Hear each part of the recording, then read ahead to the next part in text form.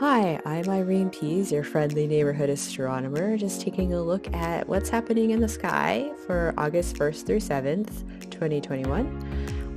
As usual, I'm using visuals from Stellarium. That's what you see in the background.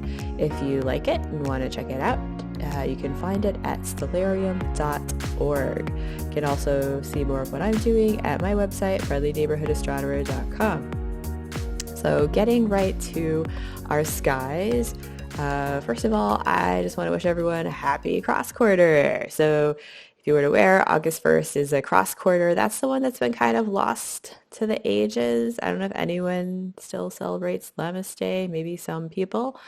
But it's basically a day where the sun is halfway. So we're halfway between an equinox. That's where the equator, the celestial equator, and the ecliptic cross.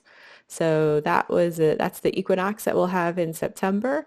Halfway between that and a solstice. So we had the summer solstice about a month and a half ago, and we have an equinox coming up, the autumnal equinox, coming up in another month and a half. So it's the cross quarter. It's just what it is. So that's what the sun is doing. The sun is having a cross quarter. So I guess we are too. What else is happening? Well, after sunset, we still have very bright Venus out there for a while. If you haven't seen it yet, go see it. It's going to be out there for another couple months. So you still have time, but make sure you do check it out. And you may have actually seen it without realizing it because it's so stinking bright. So that's the Venus in the western sky. I'm actually going to go ahead and remove some of these markings. We're going to turn around and look back over towards the east and see what's rising after sunset. And you guessed it, it's still Jupiter and Saturn.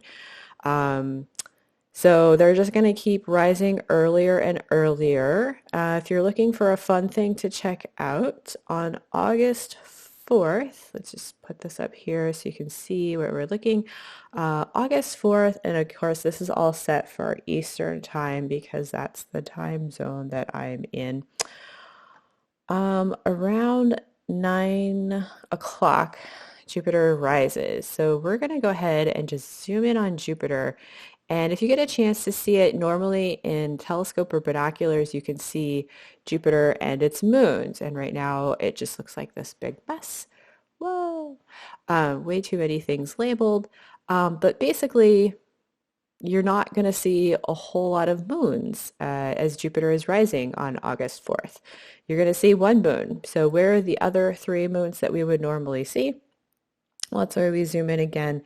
And if I remember my hotkeys, hoping as we kind of progress through time, we can kind of see some labels there that are a little bit of hints. So Io there's the Io label here. And Ganymede is also back there. So Io and Ganymede are actually behind Jupiter. So they're eclipsed by Jupiter at this time. And Europa, you see, is actually transiting Jupiter. So Europa is passing between us and Jupiter. So you can see this little dot, that's Europa, and you can see the black dot. That's probably what you might be able to see in a telescope, maybe not binoculars, but a good powered telescope. You might be able to see the black dot of Europa as it transits Jupiter. So kind of a rare thing where we really only see one of Jupiter's four Galilean moons.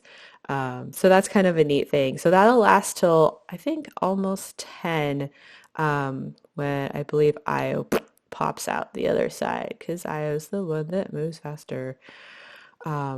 Just kidding. That's Ganymede. Wait, fast forward. Yeah, I think that was Ganymede. Anywho, yeah, so we'll get another one popping out of there um, yeah, that was by almost just before 10 o'clock. You'll have something else. So if you see it right at sunset or just as Jupiter is rising right around 9 o'clock, you'll just see the one moon. But if you watch it a few hours later, it'll look very different and we'll start to see more of the Galilean moons. And isn't that fun? And of course, it's also cool to see if you can see that black dot. So if you do have a telescope, not just binoculars, look for that black dot of Europa's transit. little black spot on Jupiter that night. So that's kind of what's happening with the planets. The moon is going from third quarter to new, so we're not seeing a whole heck of a lot of the moon unless you're up in the wee hours of the morning. So if you just want to see what that looks like, here's the full sky. Again, this is about 10, 11, 12 o'clock, so midnight, 1, 2, 3. There's our moon for 5 o'clock in the morning. So if we watch this kind of 5 o'clock in the morning time, you would be able to see the moon high in the sky and then moving over towards the sun to be new later in the week there.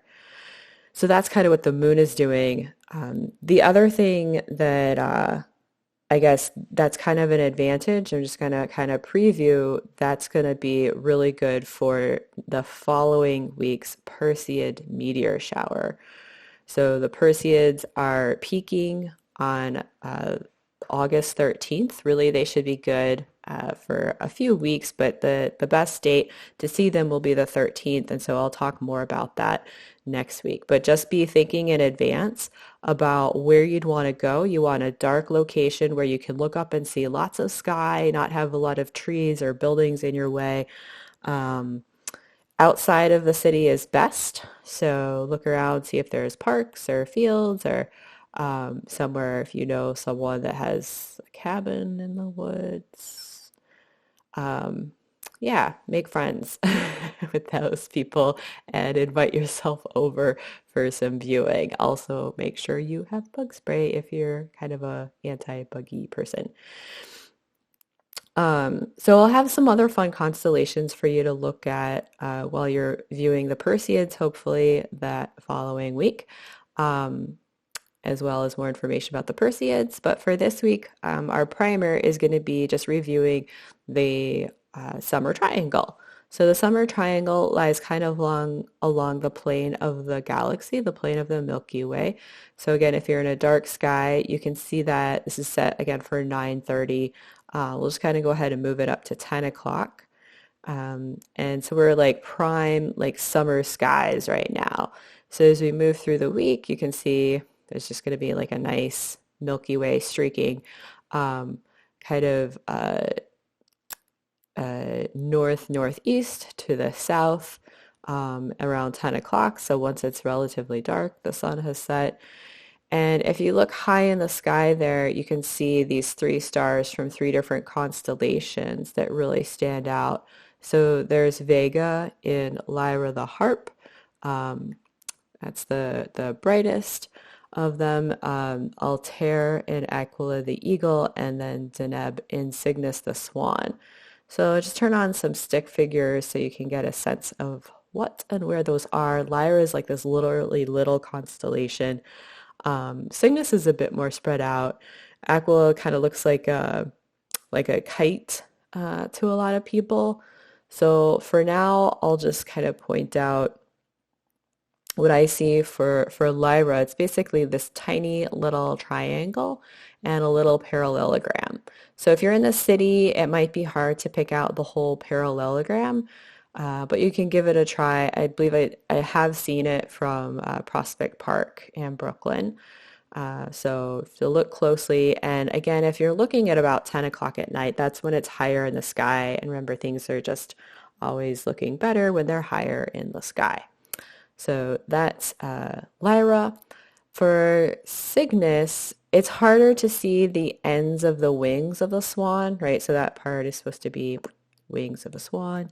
So Deneb is the tail. Deneb actually means tail. There's other tail stars on other constellations that look or sound like Deneb or some variation.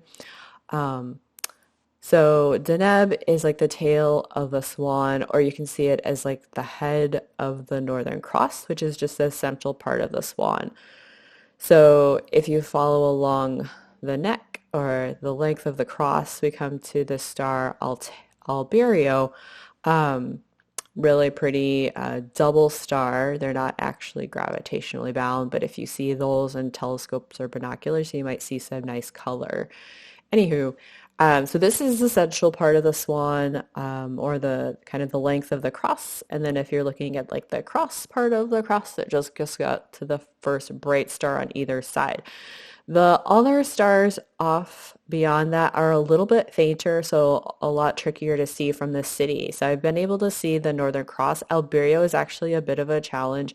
I'm not really seeing these stars in here, but just these 1, 2, 3, 4, 5 that kind of outline across are the central part of the swan.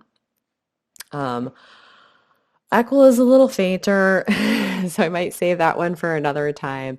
But your challenge for this week is just to find those three stars, Vega, Deneb, and Altair, and see if you can pick those out in your sky.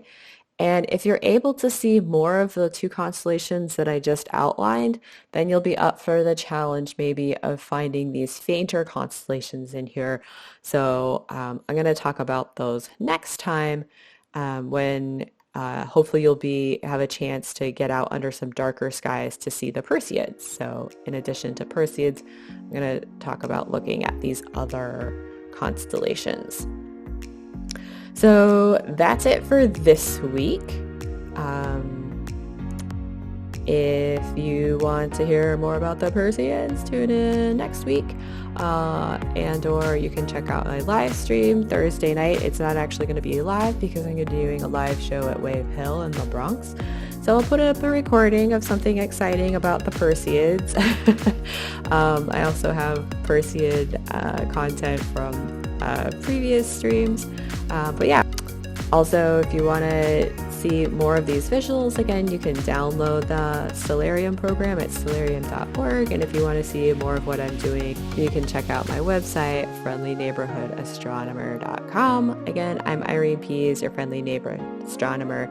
Clear skies, everyone.